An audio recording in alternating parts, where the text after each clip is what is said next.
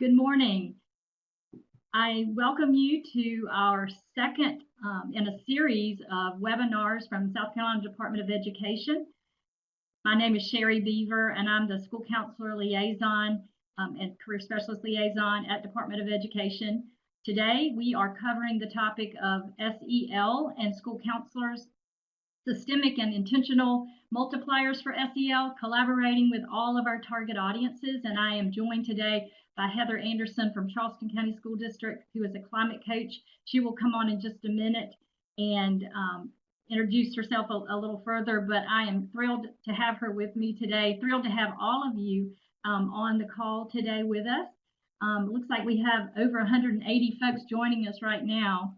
So hopefully we will continue to have others join in, but as we do, just feel free to type in the chat. I'm going to go ahead and get started so you guys can hear all the great things Heather has to say, but I did want to just give you a couple of housekeeping items. First of all, in order to control your bandwidth, all microphones are muted except for the presenters.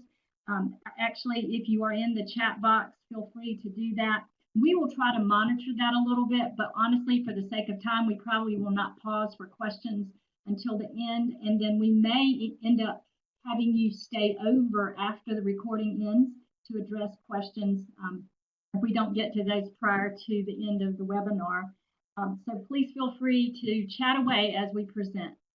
I want to start today by introducing the position statement from ASCA.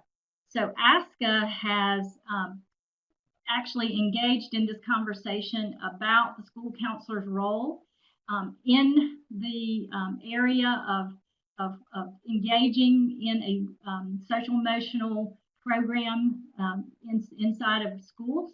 And as you can see on the screen, they have covered several points that are important for school counselors' roles. We are obviously providing services to all students, and we are providing that through a school-based curriculum addressing all of those domains that we often find ourselves working across the gamut in academics, career, and social emotional development. We also find ourselves looking at and analyzing and using data to drive our programs, and Heather's going to mention more about that later, and how important that is to be able to speak the language of administrators by using data to present what you're doing in your program. So I just want to encourage you not to feel anxiety about that. We're going to talk you through some of that information later in the webinar.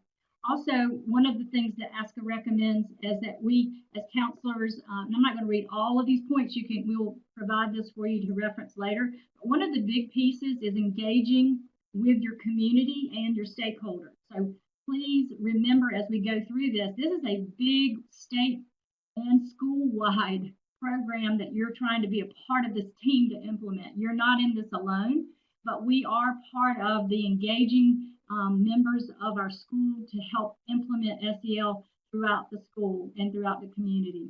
And then lastly, advocating for all students. We serve all students, and we try to remove those systemic barriers that students may encounter.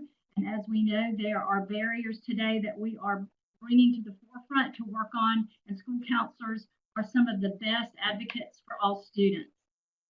And also, there are a couple of really good diagrams that I just pulled in before I turn it over to Heather. I just wanted to show you a couple of diagrams that illustrate the point of how SEL is engaging or how it's implemented inside of our programs as school counselors. And this is a great diagram that shows how the tiered approach works across the gamut of gathering data through the academic domain, the college and career readiness areas, and then through the social emotional domain as well. And as you can see, we as school counselors, we engage mostly in the tier 1 and tier 2 areas. And then we refer students as they go up the chain to that tier 3 intervention piece. So just wanted to point that out in this diagram. It's a great illustration of how we serve all, we serve some. And we serve all students engaging them throughout the school, through our IGPs, through our implemented core curriculum, and through any district programs that you may have as well. And then another great illustration is this diagram that if you have not participated in a webinar or looked at the resources from this group, I'm putting my arrow on it, the School Counselor for MTSS. That group they have some fabulous webinars and resources for which you can access. And this is where I actually received this diagram. And it shows that across all tiers, school counselors are working through their ASCA and our state model, actually. Our state models after ASCA. And we have updated, the ASCA model was updated to the 4th edition. And you can see where we are using these defining pieces of our model throughout the tiers. And over on this side, we see again the different tiered approach where we come into play, and then how we refer students up through the tier 3 indirect services to some students, few students, some students, and then serving all students. So those are some great pieces of information that I just wanted to kind of give you an overview before Heather takes over. But I did want to show you one other piece, and I can't turn this on and play it for you today, but it will be embedded inside this presentation so you can access it later. This is a great little short 1-minute video. If you ever need something to show your stakeholders like parents or even faculty members about how this MTSS framework works and school counselors serving all students, this is a 1-minute short video that illustrates it perfectly. So I just wanted to embed that, and you can access that later. So right now, what I'm going to do is I am going to turn off my webcam so that Heather can come on, and I'm going to turn it over to her. Heather, take over and sit back and enjoy her presentation. Good morning, everyone, and I'm going to keep my webcam on just for a few moments. I did want to take a second and answer a couple of the questions in the chat before I officially introduce myself. Is that this PowerPoint, we are going to provide you a PDF, and all of the links in our PowerPoint will be accessible. We have that linked into this presentation, and at the end, we are going to cross our fingers and hope that you will be able to download it directly from here. However, if not, we will send you an email again with the PDF. And I do see that we have reached capacity. This webinar is being recorded, and we certainly can pass that along.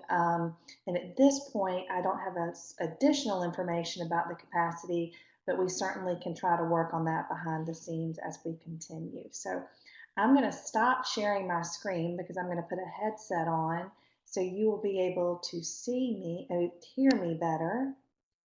And just take a moment. I'm so happy to be with Sherry today. And I want to make sure, yes, I'm so happy to be with Sherry today, and I'm really happy to be with you. A little bit of information about myself is that by education, I am a school counselor, but by heart and passion, I'm a champion of social and emotional learning, and I feel like that's a big part of what we do as school counselors. So as a researcher and a practitioner, and now a coach and a trainer, I've really seen how social and emotional learning, or SEL, can positively affect the trajectory of teacher, student, and counselor relationships. I've seen it how it can affect a positively academic success and really strengthen family and school community. And I hope by today giving you examples and a zoom in and a zoom out view of school-wide implementation of SEL that we'll be able to kind of have some next steps. So as Sherry mentioned, I served as a school counselor in Charleston County for 5 years. And I didn't quite catch that. sorry. And now I work in the Department of Alternative Programs and Services as a climate coach. And that's kind of a funny name.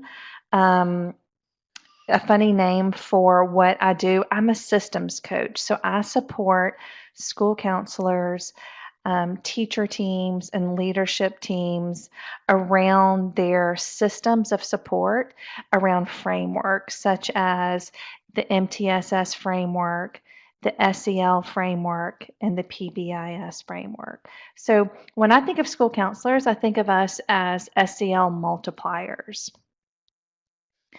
So many of you are probably feeling like me. There's a lot going on, and we are carrying metaphorically a lot in our backpacks, our purses, just on our shoulders. And so, this is just an example of how we can connect and build community. And it's a mood meter, and it's actually from the book Permission to Feel by Mark Backett. But I want you just to take a second. You don't have to put in the chat box, but we are going to plot how we are feeling. We're going to plot how we're feeling. And then I just noticed on this next screen, here we go. So if you plot how you're feeling based on the axis that I showed before, we all have different entry points into the highway that I call an emotional highway. And so depending on the time of the day, depending on what we're thinking about August, depending on all these different, I guess, reinforcers that are happening, we have different feelings. And a big part of social and emotional learning and a big part of what we do as counselors is really give people permission to feel. And so when we name our feelings and we think about how to process and problem solve, that's where we start moving from that amygdala part of our brain, that fight, flight, or freeze, to really work into that prefrontal cortex. So today, I just want you to take a deep breath in and really think about and allow yourself permission to feel anything that you may be feeling right now. And I want to validate those feelings. You certainly don't have to explain that to anyone, but I also want to leave you with that emotional roller coasters are real, and that when we give ourselves permission to feel and sometimes permission to be heard, we start to heal.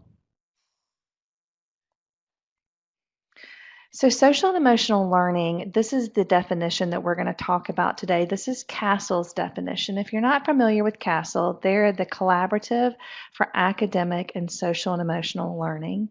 And I can let you read this definition. Give you a second.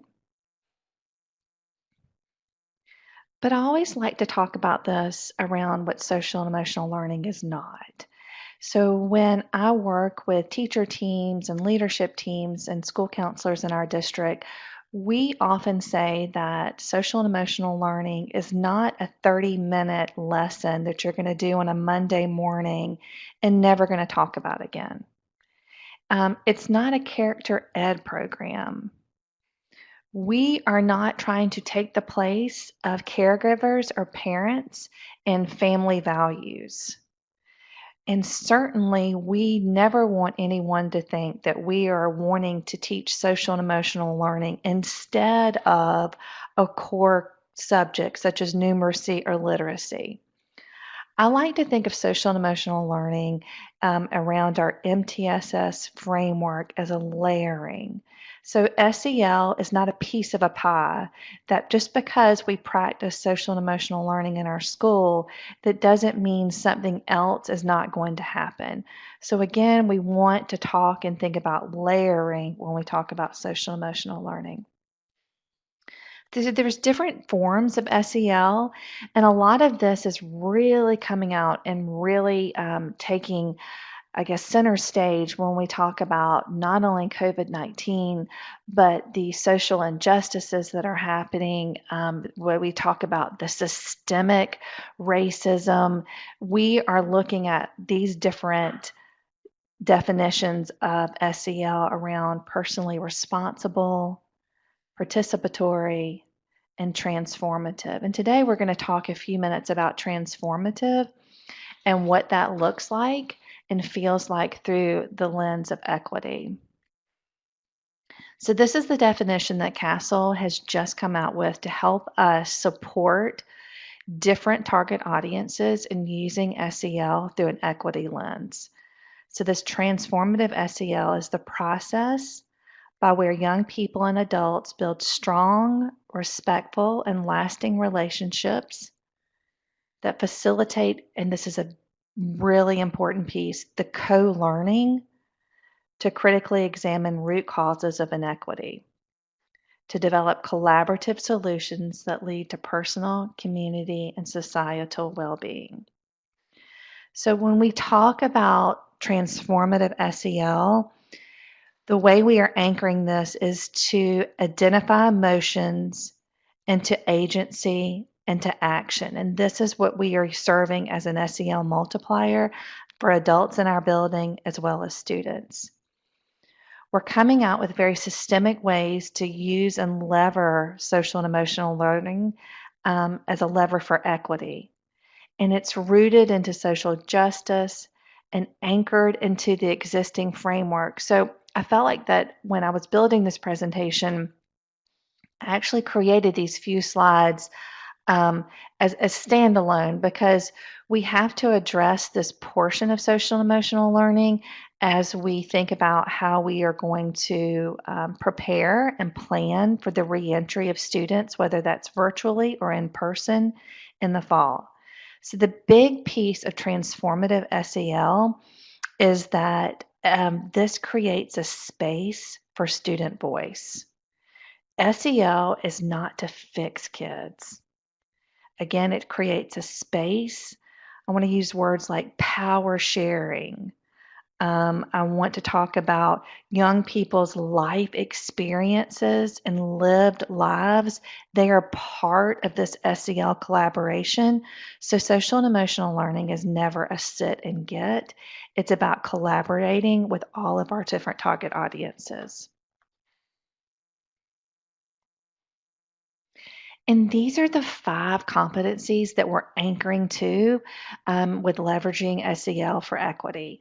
So the 5 competencies that CASEL says that, and you know, they're the think tank. They're the ones that have been doing 40 years of research and policy and the experts of high quality, evidence-based social and emotional learning.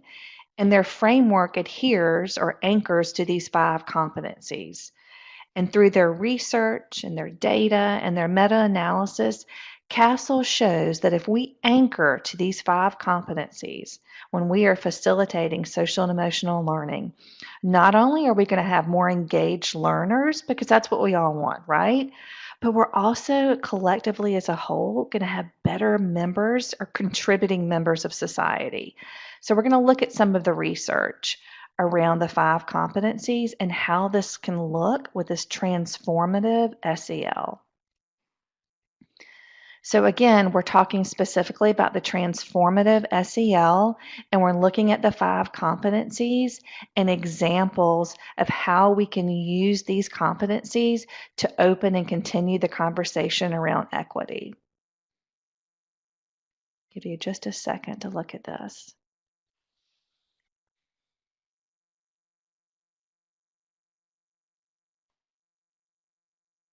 And again, what they went ahead, and this is in draft form because CASEL is just coming out with new information and basically new guidelines, blueprints for help guide our work. So the definition of each competency is updated to explicitly address SEL as a lever for equity. I just think this is so timely, and I'm going to mention this later in the presentation. But if you are not familiar with CASEL, it's casel.org.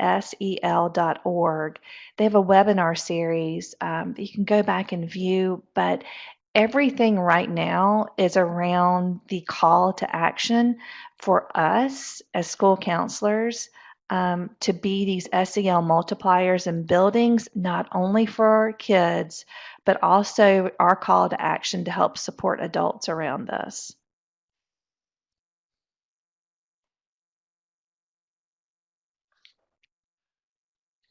So when we're building social and emotional frameworks in our buildings or at our schools, CASEL helps us break it down by the how, the what and the where, and then you're going to have to really talk about these student outcomes. Anytime we bring a new initiative to the table, and social and emotional learning is not new, but anytime that we bring something to the table, we have to have buy-in. And as school counselors, I feel like our magic recipe that we are really strong at is creating support and accountability in this, what I like to call this relational capacity sandwich. So I think that we've really honed this skill set in supporting all different target audiences, and then also providing accountability. And I don't mean like a finger pointing accountability, but just ways to help with formative and summative assessments. And again, to create this momentum of relational capacity. And that's where the real movement is, and how to make that happen. So these outcomes, your teachers and your educators are really going to want to know what's in it for me. This is not something I want. I talk to teachers a lot. Please don't add something else to our plate. Well, my response is, this is the plate. We want, teachers often say, if I could only have more instructional time during the day. Well, by the laws of South Carolina, we don't have any control over that. But what we can provide support for is more engagement time. And when students are ready to learn, and they're not carrying and think about all of these things that they're carrying in these metaphorical backpacks, again, like I said in the beginning, that brain development moves from that amygdala, which is that fight, flight, or freeze, to that prefrontal cortex. So, and then I put this on here for us to be able to look at. This is not something we have control in, but when we're talking about a zoom in, what I can do in my building, and then a zoom out, how I can support this initiative in my district, I think it's just important for us to know the zoom out lens. We may not have control over this, but certainly when we think about these different 4 pillars, we can do this as a zoom in our building.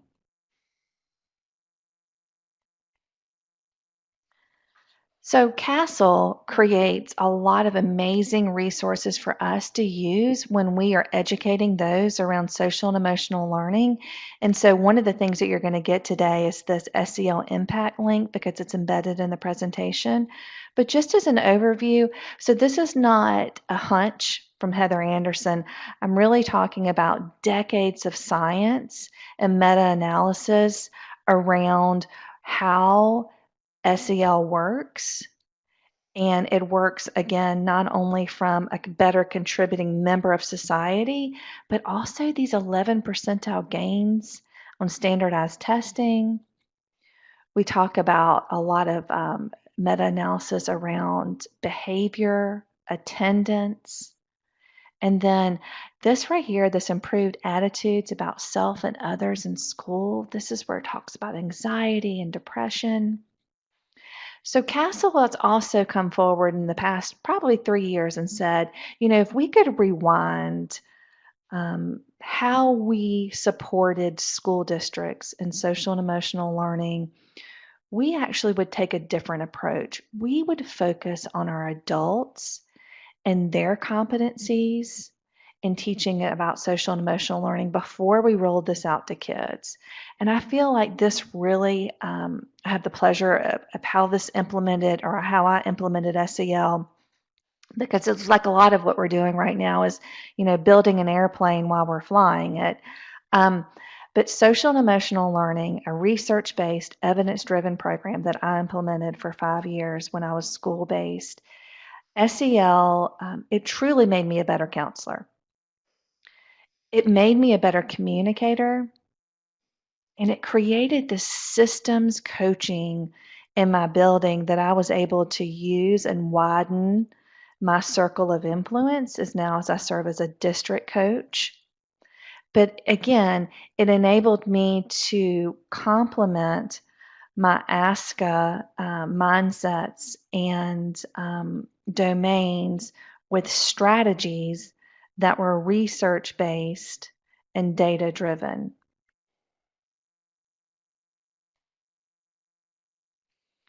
So this is a great slide when you are talking to your MTSS team or your faculty and you are trying to create momentum and buy-in around social and emotional learning in your school counseling program. So for a long time, we talked about triangles in the MTSS framework, and we talked about now in Charleston County, we talk about a rhombus. We're talking about tiered interventions and supports. But one of the things that I like to talk about with teams, leadership, teacher teams, is that we want to mirror best practices in academics the same way we mirror our social and emotional learning support in school counseling. So again, it's not a piece of a pie, it's not one or the other. But when we think about frameworks, we think about a layering. And I give this example when I'm working with teacher teams. If you are an early elementary school teacher and you are beginning to teach your first graders phonics and let's say the letter S sound, you are going to teach the S sound, you're going to model it, you're going to reinforce it, and then you actually are going to continue to build upon it. And that's really what social and emotional learning is. I said in the beginning, it's not a 30-minute lesson we do on Monday mornings. It's not a morning meeting. It's something that actually want to have integrated in everything that we do around those evidence-based practices. So when we say to an educator, we want you to integrate SEL into everything that we do, it's really for the benefit of the student's learning. And so again, this weight of this mirroring SEL and academic practices.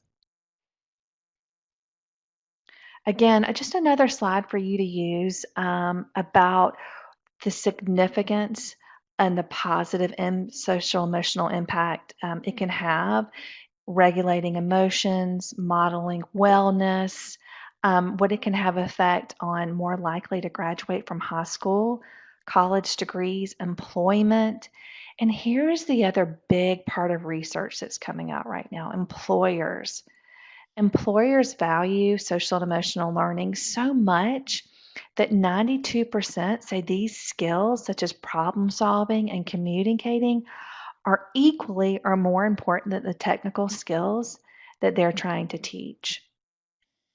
So the Economic Forum, the World Economic Forum, listed the top 10 skills that they are looking for to hire employees. And these are the top 10, and they all have to do with social and emotional learning.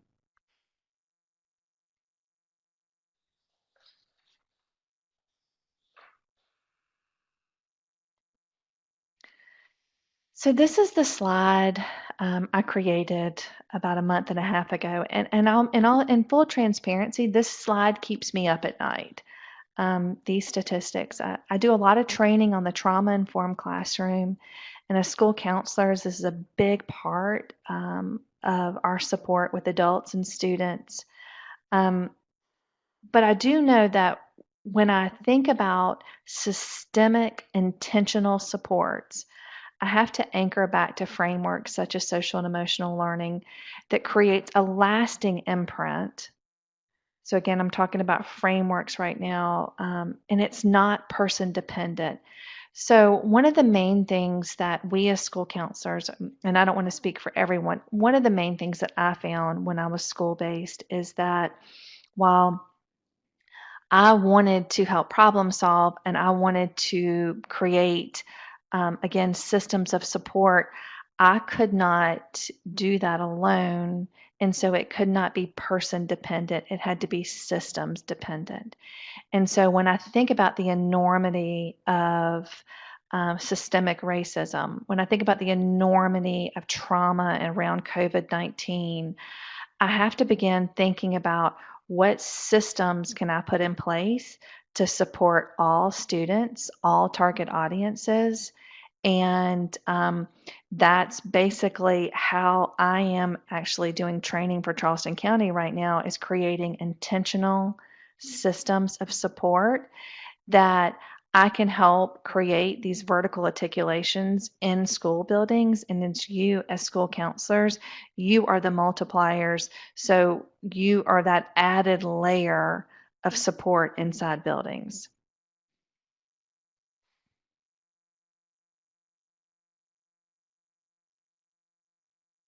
Give you a second just to read this about the collective trauma that we are facing.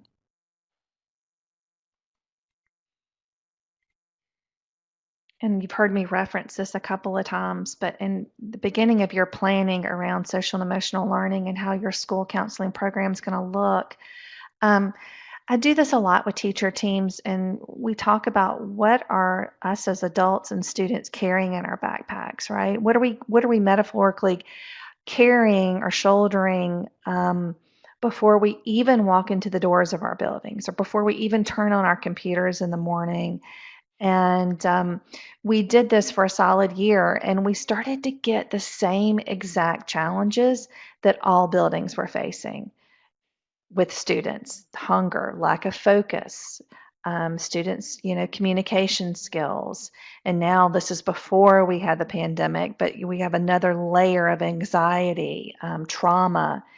And then we asked educators what skills are needed to meet the needs of those skill deficits. And it was critical thinking, problem solving, adaptability. These are the same skill sets that are taught in an evidence-based, data-driven social and emotional learning curriculum. So this is the practical part of the presentation where Sherry and I really wanted to give to you something that we could talk about today. And I know this is not collaborative because I'm only talking, but when you get the PDF, something that you can hear and learn about today that you can implement tomorrow.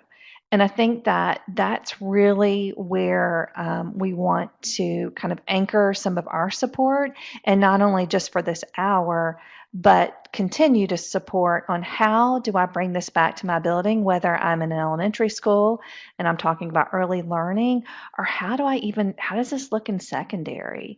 Do I have to have a social and emotional learning curriculum? CASEL talks, and they really they endorse evidence-based, data-driven SEL curricula. But there are ways for us as school counselors to support the implementation of social and emotional learning without a curriculum. And one of the things that I really want to point out is this is kind of a blueprint of how we can do this as counselors.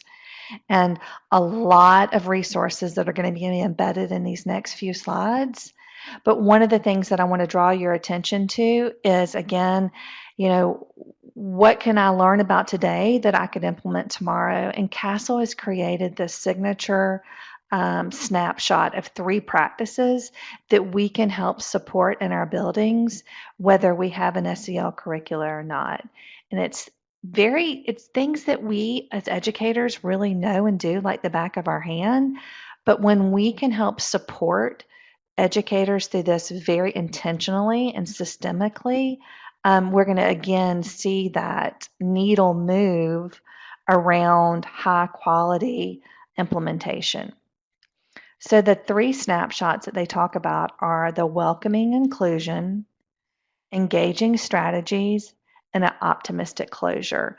So I like to think about this. If you have an SEL curricula, if you don't have, these are best practices not only for kids, but if you're leading faculty meetings. And again, this is not new information. They, in this link, have just given us very, very explicit ways to make this happen. I'll give you just a second to read this.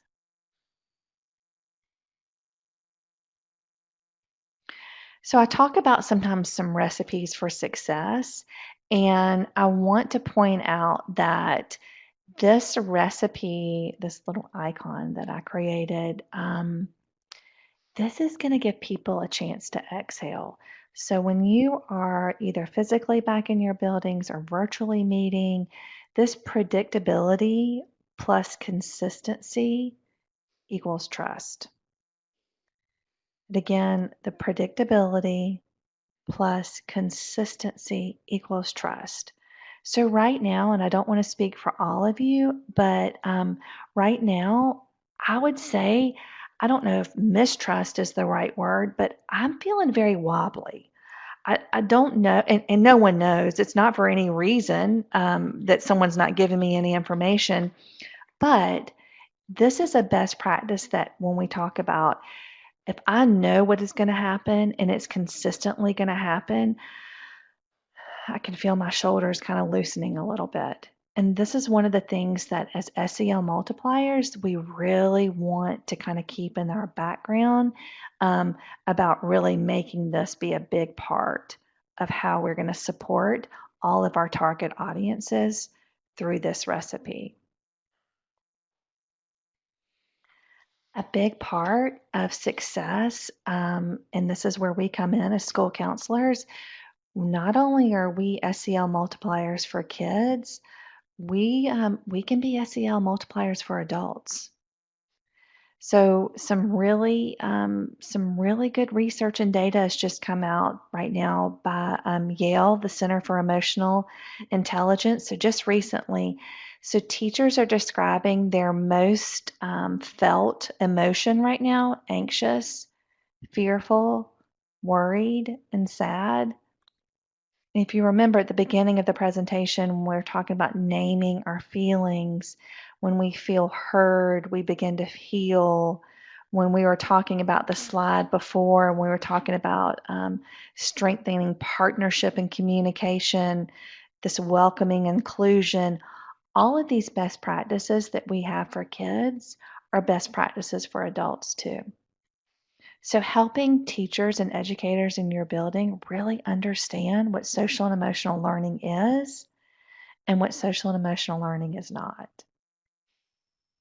And these three things about naming your feelings, building community, and we're going to talk about self-care in just a moment.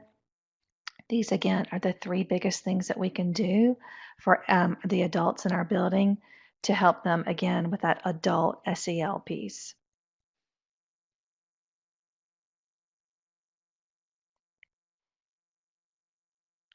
So the part 3 is building a framework for an implementation model. So on this image I have right here, social emotional learning is a strategy for systemic change, not an intervention for at-risk students. You heard me say earlier, SEL is not something to fix kids. It's really a skill set that adults and kids we could use. And again, when we talk about intentional, sustainable, evidence-based, and a big part of this data-driven, this is what the 4 big words when we're talking about implementation models. Again, the CASEL resource guide that you're going to have access to, CASEL has endorsed evidence-based, data-driven, free and not free curricula. They've also given you this snapshot of the 3 practices, how to integrate SEL academically. So again, I think about high schools for this. We have seat time, we have Carnegie units. This snapshot of 3 signature practices is a framework for you to support teachers, leadership. The 3 practices, again, are how to support and embed social and emotional learning through academic integration. Because it's not one or the other. Again, it's a layering. Think about that phonics example that I gave you. We're not going to teach our first graders the S sound and never revisit the S sound. We're going to add a blend to it. We're going to practice, and eventually we might go to the T sound. That is what social and emotional learning is. So again, these 6 different ways to implement frameworks. Highlight again the practice and application. It's about trust and respectful relationships. It reinforces and anchors to already things that are in place. It's very systemic. Again, we don't just teach it in early learning and not continue through middle school and high school. A big part of it, developmentally and culturally appropriate. This is that transformative SEL where we want to bring students as part of the conversation. We as school counselors have really mastered being vulnerable when we talk about our different domains and support for students. But we have to also model that and be able to help teachers be able to have students be part of the conversation. It's not a sit and get. And then again, we're going to go to this next slide about monitoring. So data is the love language of administrators, and this is how I really was able to systemically implement a social and emotional learning curriculum in my building, and then take this grassroots model of implementation and multiply it. Because I was able to bring data to my MTSS meetings, I was able to progress monitor, and I was able actually to have a zoom out view of students, not just their externalizing behaviors or internalizing behaviors. When we started to problem solve students at the tier 2 and tier 3 level, we were looking at the whole child. We were looking at attendance, we were looking at a behavior, we were looking at academics and reading levels. But again, trying to figure out using this framework and being able to, through behavioral screeners, through other things, look at root causes, trying again to find out what the root cause and how we are going to put in a system of support. And we were always examining through this equity lens. I'll give you just a second to read that.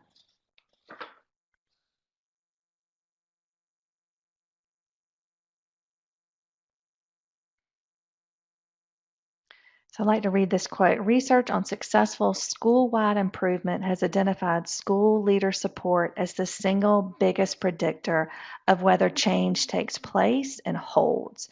So when I was talking about you being the SEL multipliers and thinking about your different target audiences, here we kind of are right here. But right here, being able to really educate and explain the benefits of social and emotional learning and how this is integrated as a framework to your principal and district administrators, again, are going to be the biggest predictor of whether this initiative holds and takes place.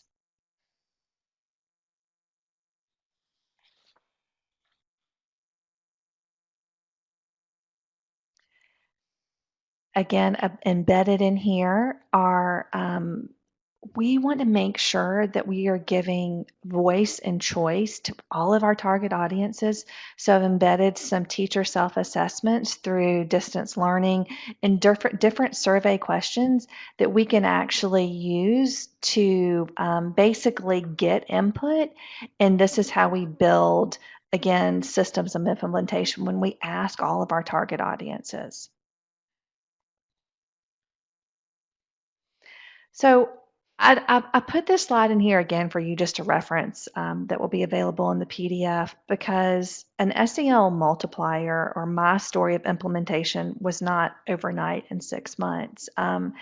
Basically, when I was school-based and we were getting data from our entire student body, they labeled our student body as an inverted triangle. That meant that 80% of our students were not coming to school ready to learn. They were carrying a lot of things in their metaphorical backpack. And I knew very quickly as a school counselor, in order to support all students, I had to create something that was systemic. I had to create something that I kind of like to think about as a footprint in the sand that was deep enough, that was, large enough, whereas we would have water come in with the tides, there would be something still left of that footprint that was me, that I couldn't be tied as a school counselor to the success. I needed research. I needed data driven. And so when I researched a data driven curriculum, we did a soft rollout. And as a school counselor, I went in and I taught the initial lessons every week. And I had the advantage of doing that because I was at a small school. So it was 16 lessons a week, but I needed buy in. And I wasn't able to be in front of the faculty all the time, but I knew that if the faculty stayed in the classroom during these initial 20-minute lessons, that I would be able to model the implementation and kind of be a cheerleader for social and emotional learning. And that's what I did. So the next year I modeled, and then the following year, the teachers, we co-taught. And we started seeing this momentum, and we started getting this feedback from teachers about, I'm having more engagement time because I'm not having to problem solve for students. I'm anticipating what's going to happen on the playground prior to going out there, and we're naming feelings before we even walk outside. I'm able to identify perspective in my classroom, and my perspective the students are able to take on, but I'm also having them take on the different perspectives of their peers. And empathy was a big, big part of how we taught perspective, how we taught compassion, and how we put empathy into action, and later on, empathy for all. And so then by the fourth year, my role as a tier one SEL multiplier kind of zoomed in a little bit more, and I became much more of a tier two SEL multiplier with an SEL second step lab. Or I came in and pushed into classrooms every once or twice a month to do a follow through or another layering of the weekly objective that was being taught. And then finally, we did what we called learning center stations through, again, big objectives for students in real time. We would have them practice these 5 competencies around board games, around charades, around other things that I built that help support.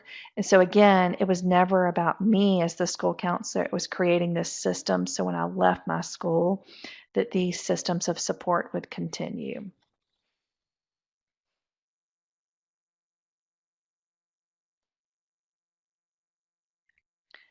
So I like to use the words again, intentional. You've heard me say it many times. Sustainable, systemic, and this is kind of a hard text to see, and I can be vulnerable with you guys because I do feel like as school counselors, um, we can show this side of us. So while it was very, very important for me to hone my social and emotional learning skills as a school counselor, they're not mastery skill sets. So while as a practitioner and as a coach and now as a trainer, I've really been studying social and emotional learning for almost a decade.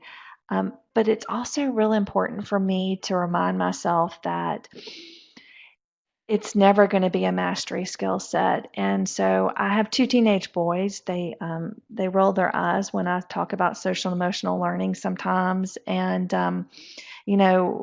during this pandemic, we've had a lot of hard conversations, and certainly in the past few weeks, we've had further very necessary hard conversations about naming emotions and feeling very confused and overwhelmed, and been very uncomfortable. And that's where we are, and that's where we're going to continue to stay as a family.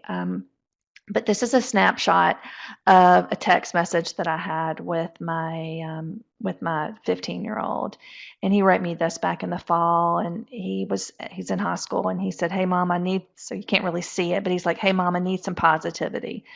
And then I wrote him because, as educators, we leave way before our kids leave, especially if you have high schoolers. They're still like almost in bed by the time I'm on my way to school. And so I wrote him from my school and I said, "Hey, you got this. Is everything okay?" I said, "You got to turn it over." And he said, "I've only been awake for an hour and a half and everything's gone so wrong." And this is what kids feel sometimes. And so this is what I was talking about, validating feelings. And then I said to him, "You have the power to reset. I know it's hard. You're super overloaded. You need to find a quiet place and take some deep breaths, recenter and breathe." Um, and that's again what I want to leave you with, is that social and emotional learning is not something that I do, um, when I'm only in schools or when I'm only on Zoom meetings. It's really the foundation that I live now, because it is a big part of self care and it is a big part of processing. And the last question that I want to leave you, for you to think about as you are thinking about building social emotional learning frameworks in your buildings, or if you're thinking about using this as a lever for equity, I want to make sure that I'm leaving you with this very, very important question. And is that, and if I asked you to name all the things that you love, how long would it take for you to name yourself? So self-care is such an important piece of this, in this journey, in this, when we're thinking about how we're going to support students, when we're thinking about how we're going to support adults. As school counselors, we cannot pour from an empty cup. Um, and so I want to make sure that when we're supporting others in our buildings or others in our home, that we're also taking care of ourselves.